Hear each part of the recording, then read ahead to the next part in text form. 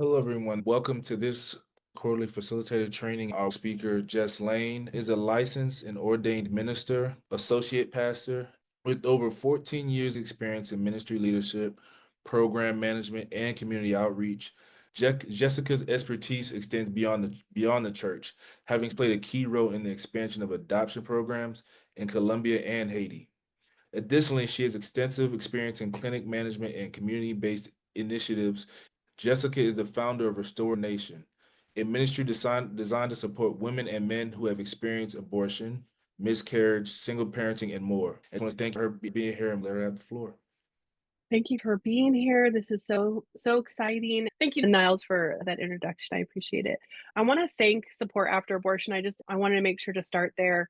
I started all this way back in 2010. I felt so alone. Organizations like Support After Abortion coming on the scene, doing the research they do, supporting us through trainings, new programs, and things like that. It's just been really beneficial for my team and the support and coaching Karen provides. I just love how she's so direct and no nonsense and so good at what she does. I just love Support After Abortion and I'm so thankful for them and I'm really honored for this opportunity today. Let's jump right into the training. I love to just say I'm just maybe a few steps ahead here and there. Some of you are probably miles ahead of me and you already know all of this stuff. So if I can help today, get you a few steps forward in whatever it is you're pursuing, whatever kind of groups you're doing, then I think that the Lord will be glorified through that. So first, I want to start by saying consistency is king. That is where I start. This is honestly my motto in every ministry I'm asked to lead. That is my foundation. That's where I start. For me, the why behind that is people are drawn to people and groups and resources that they know they can count on, right? I won't waste my time going somewhere that doesn't have consistent hours, that isn't where they say they're going to be. So I never want to be that for someone. I want it to be reliable. In healing work, I have found being reliable and consistent is vital to our continued existence. Even if consistency for someone's group is doing it once a year, that is still amazing. Consistency doesn't mean being all things to all people. It's just sticking with it. Be on time, start on time, end on time. I would go so far as to even say return calls and answer your interest forms within 24 hours, sooner if possible, but never past that 24-hour mark. And develop processes for each area of your ministry to keep those things organized. So those are some of the foundational things that I've learned over the years. Jess, I'd love to go back to consistency is king. I want to talk about that. What was the biggest thing that helped you stay consistent or your motivator? Yeah, absolutely. Basically, what I learned was first, I just took my own life and I was like, okay, I'm a mom who has young children and I can lead groups at these times of the year that are less disruptive to my life as a parent or somebody that has kids in school. That's how we started to set up how we would do our groups or when they would be available. For us, it was January, April, September.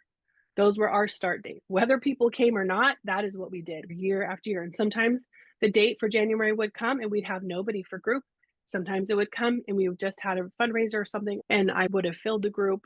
So we just stuck with that flow. I never changed it ever. And we picked the nights. We do Tuesday or Thursday. So the team at the clinic could say, oh yeah, she's got a group coming up in April. If they're meeting with a client or talking with somebody, we made it so easy for people to say when we were going to have something available. So how this all started, I'm not going to spend a ton of time. You're not here to hear my testimony, but I had the greatest day of my life meeting Jesus in April 2006. And so it was there that I started to recognize that the abortion was eating at me and getting to me and really affecting my life. I did not understand before that. And I noticed in the area that I lived that there was a clinic. And I honestly can tell you that I did not know what pregnancy resource centers were. I had been to a few, but I didn't know what they were. And I didn't know if that one, even by my house, did abortions or whatever. I was clueless to what they did. But I just thought so innocently, gosh, if I could just tell somebody how horrible I have felt over all these years, how hard it's been because I made that decision, maybe they'll change their mind. That's how innocent it was. And walked in the door, was lovingly welcomed, and was honest about my abortion to a Christian for the first time. She was like, "Honey, it's okay. We just need you to go to this Bible study." And I was like, "What? There's a Bible study?" That, oh my gosh, I could not believe that something existed and I could bring my abortion into the room with Jesus. That blew my mind. And so I went to group. I experienced a lot of healing. My first group was like my eyes open, but I was a hard little shell, a little rock. There was a lot of work to be done. But at that point, God called me into the ministry. The clinic brought me on as a volunteer, and then they sent me to Portland, which is where I was able to do some facilitator training. I'm telling you all this to say, I just met Jesus. They sent me to a 2-day facilitator training. And then in April 2010, I started my first group. So I need you to understand how green I was. I'd never facilitated a group before of any kind, let alone one that had to do with God's word or that had to do with healing something as traumatic as abortion. Nothing. I was just so innocent and so excited to have other people experience what I just experienced. So I just did it. I just jumped in. So anyway, I share that to say I was able to run groups from 2010 to 2017 under the umbrella of a clinic. So for those of you who are doing it that way, I want you to know that I know what that's like, and I did it for a really long time.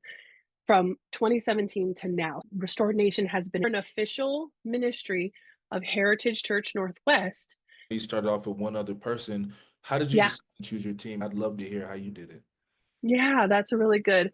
Um, I will say throughout all of this, the answer is that Jesus literally sent me everyone. But I will say at the clinic, there happened to be a gal that was very passionate about post abortion ministry. She was not post abortive, but she was working at the clinic. And I think most women come to the clinic to volunteer, or men come to the clinics to volunteer because they are passionate about helping that demographic. And she just really wanted to help me. So actually, she was my co leader from 2010 until I think well into 2014 or 15.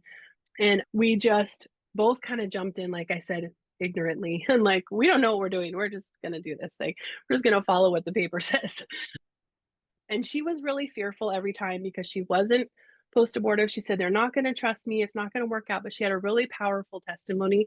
And she shared her testimony in a way that women could connect to her and understand that she did understand grief and trauma. She was conceived in rape and then was given up for adoption, and her adoption journey was not good.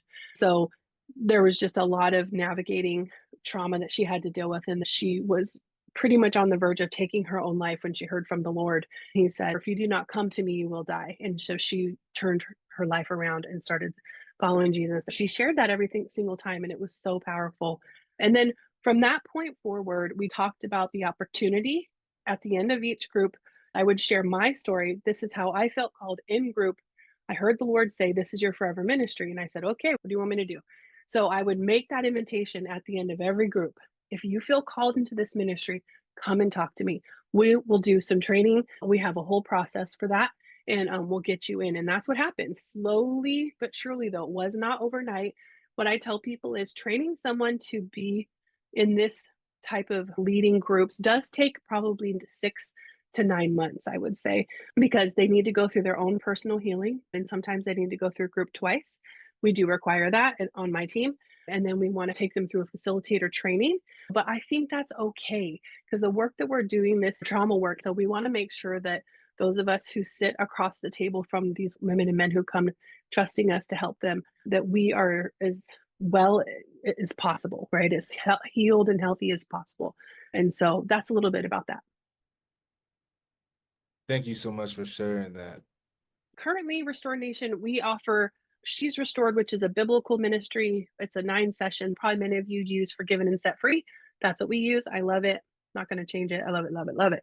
We offer it in person January, April, September. Then we also do Keys to Hope and Healing around those same times. Also love that. We do the secular version for men and women. We're doing that virtually, so we can offer both at the same time. It works out really well. We offer something called In His Arms. It's something that we've created for women and men who've experienced miscarriage. We offer Unraveled Roots. It's one of our most popular groups. We absolutely love it. We also created something called Strong Moms Support Group. to support single moms in our community. It's done amazing things. And we started something called Post-Abortion Leaders Mentorship. When we had people and funds, we had our summer 4-day retreat intensive to the schedule. So we're really close to the Oregon coast. So we book a beach house. It's a neat place for an away retreat where women can come, and we do everything that we would do in that 9 session in 4 days. I know that sounds crazy, but it does work. It's powerful. You have to plan properly for that, but it works really well. And for people with small children or busy schedules, they are very drawn to having a group that is done in 4 days. You may have to do 3 or 4 follow-up appointments with them just to make sure they're processing okay, but that works really well. Now, Okay. I oh, also good. wanted to ask, do you have anyone that comes back multiple times to this 4-day retreat? We probably would push them to a 9 session. I don't know that I would want them to come back because it is so intense.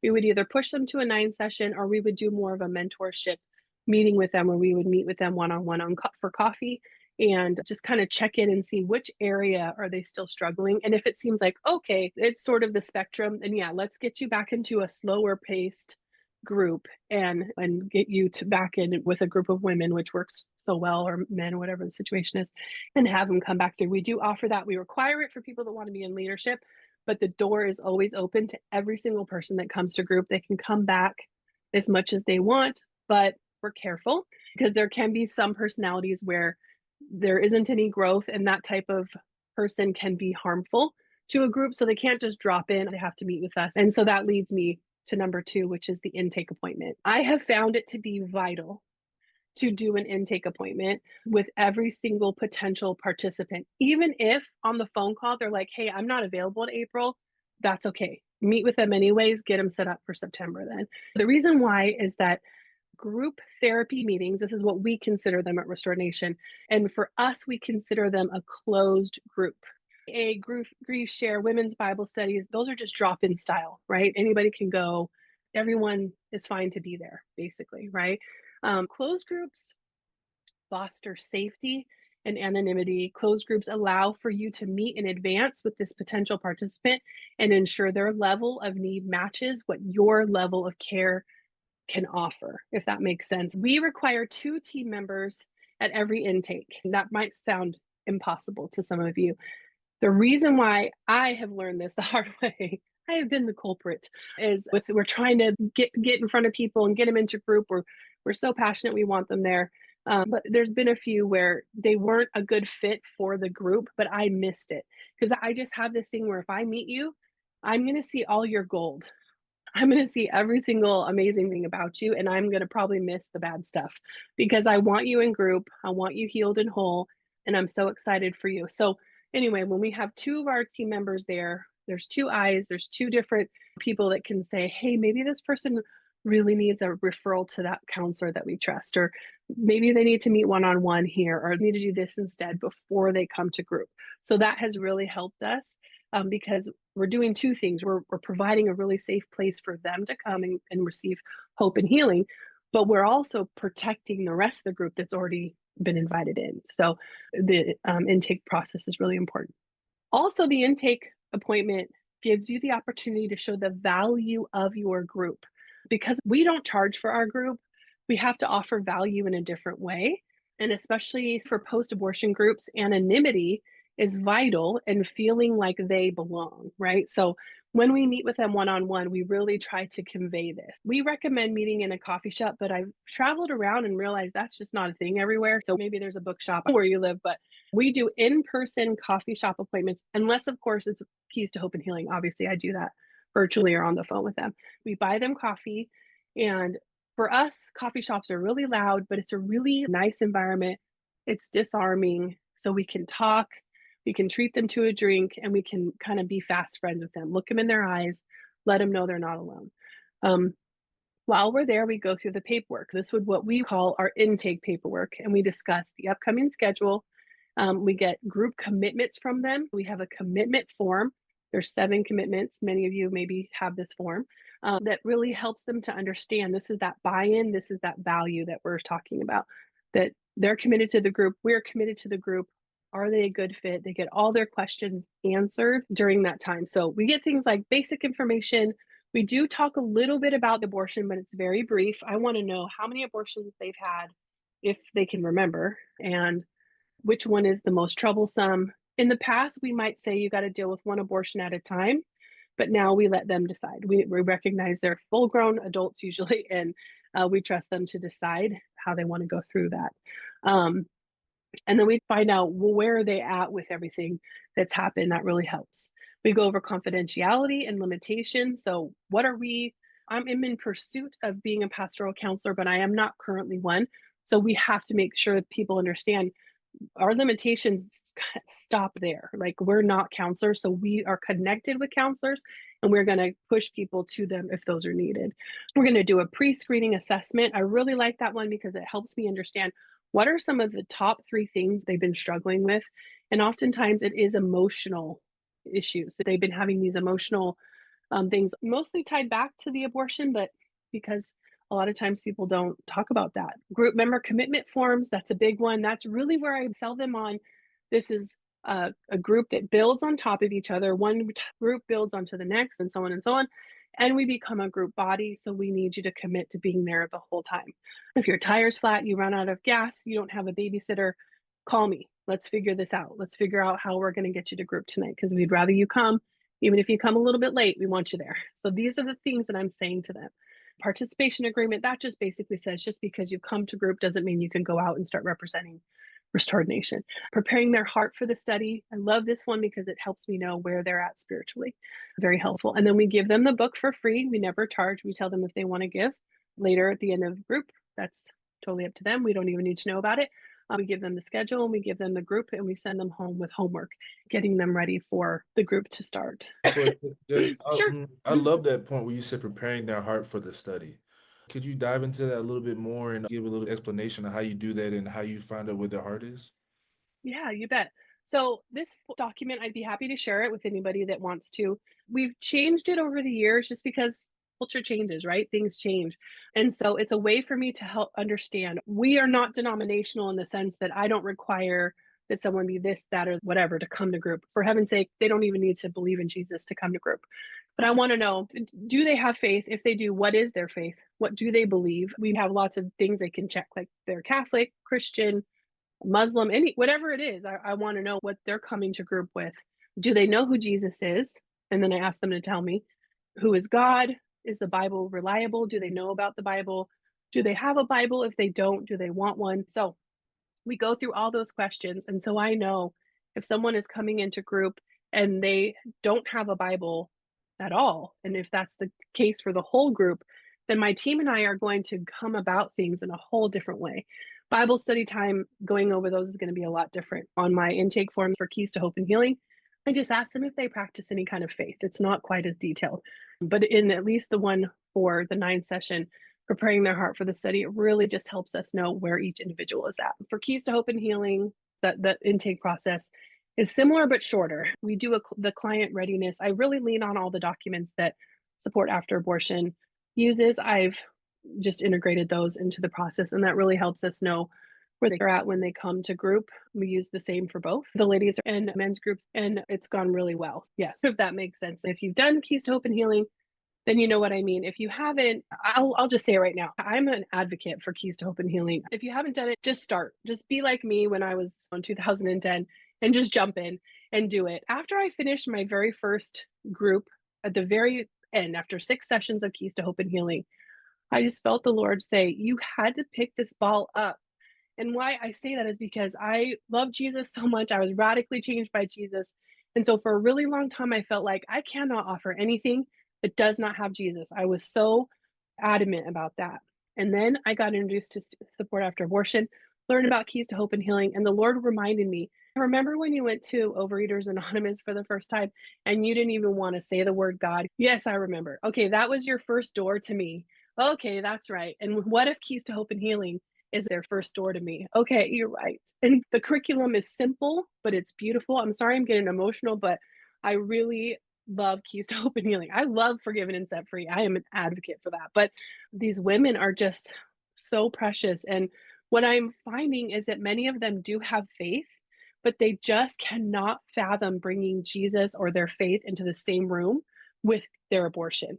And I can understand that. They need help. They need to understand the grief cycle that they're in and what's happening to their heart. So pick up the ball, 4 keys to open healing. It's worth it. Even if it's just 2 people in your group, that's what we have, and it's precious every time. Okay. The third thing I wanted to say is partner with churches in your area.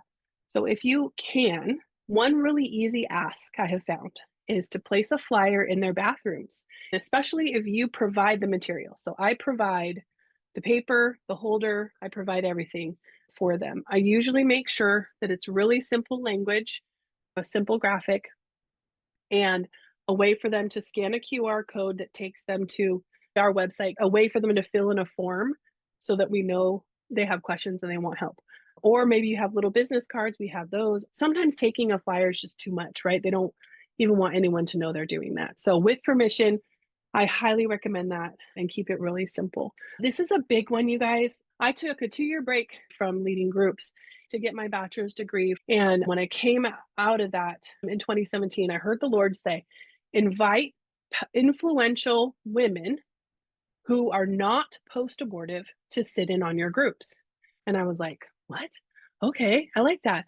And what we have done is we've implemented that. So we invite pastors, women's leaders, women that work at churches that interact and pray for women to come and be what we call a prayer partner or a safe host. You can call it whatever.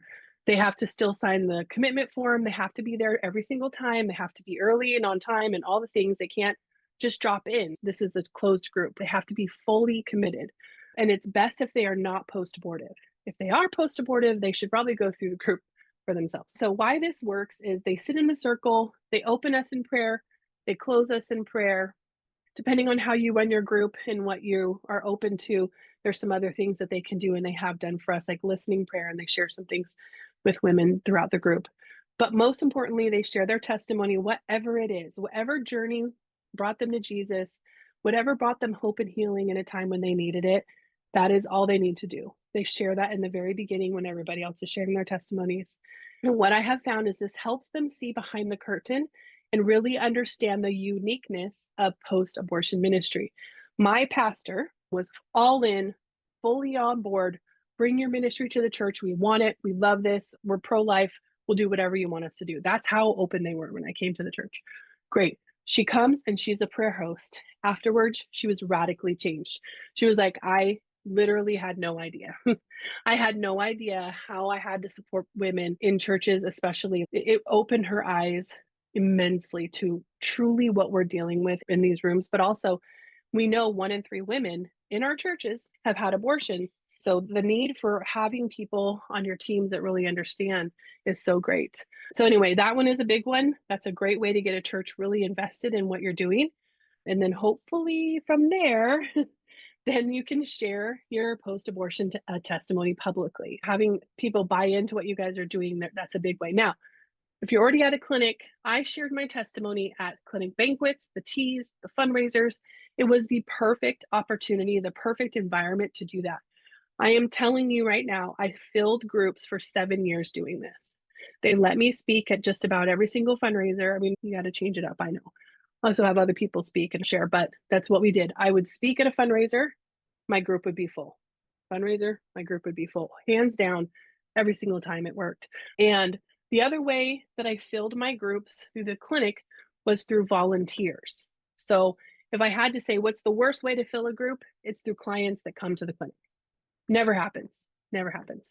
I know that's what we want. I know that's what we advocate for. I know it's important for us in the process when we sit down with them, when we're finding out what's going on in their lives. Karen has some of my favorite stories that she talks about how she moves people to understand that they need help when they're post-abortive, and she's an expert on that. And we should be doing that because I needed to know when I went in and put in my application, that changed my life for the second time. It was like, I'm sorry, what? I need this so bad. So they definitely need to know. I'm not saying that we should stop talking about it at clinics. We absolutely should. They need to know there is a place for them if they are post-abortive. But will you fill your groups consistently that way? I don't think so. I never did. It was volunteers. I really respect clinics that require post-abortive volunteers to go through a recovery program. I think it's really important. Any other trauma that you can think of We would never advocate for that person to volunteer without personally healing, right? If we had something and we were like, well, we're not going to deal with that. It's okay. I'm okay now. No, we need to heal from that kind of stuff. So that's a big one. And that's a way that you can keep your groups going and also get leaders. That's a big one. But then sharing publicly. And as you connect with churches, there are many opportunities in women's ministry. I really strongly believe that every single women's event should talk about post abortive healing because there's always 1 in 3 women in every single women's event. There's always a post abortive woman that hasn't been touched, has no idea there's healing available. And so, yes, women's conferences and things like that. What I have learned is that at a women's conference or an event like that, we can talk about the they are forgiven, and we should do that. Like they should know immediately. It's okay. This is not the unforgivable sin. But why our groups are vital, and I know you guys know this, those of you that do it, is that that's where we get to grieve, right? The trauma is so weighty for us. So we need that place for women and men to come and heal. Also, I think it's important to know where resources are. I love to connect with people and do things like that. So collect books, podcasts, websites, and organizations that you can send people to that are hurting, but they're not ready to come to your group yet. Be that resource person for them, and I believe the payoff will happen. I can't tell you how many conversations I had with people and I didn't see them in group for 2 years. I don't know, it's just the way it works. So it's almost like we're constantly planting seeds and watering them, and then it takes all this time for the harvest to come. And so be in those places where you can connect with people. I think that's really important. And make it easy for people to find you. Have the same phone number, have the same email, don't change it. That's me. I've had my same phone number and I give it out freely. The last couple thing, and then we'll let you guys ask questions if you have them, is add Unraveled Roots to your menu. I got this is from Karen. This all goes to Karen. She said, Jess, why don't you just add this to your menu and see if that can help you fill your other groups? And I was like, okay, why not? Sure. And ever since we've started doing Unraveled Roots, they fill up immediately. So again, we're just going to take a while to see the fruit, but it's happening in the sense that people are in group. All that to say, I would highly recommend adding that to your menu if you can. You will not regret it. And then what we do is we give them an aftercare plan at the end of every single one of our groups. So if they've mentioned abortion, we are going to recommend they go to one of our groups, our post-abortive groups. If they mention sexual abuse, we're going to recommend they go to the woman who we trust who deals with that. Thank you everybody for being here. We all appreciate it. Thank you again, Jess, for your time and the opportunity to learn from you. Thank you guys. This was awesome.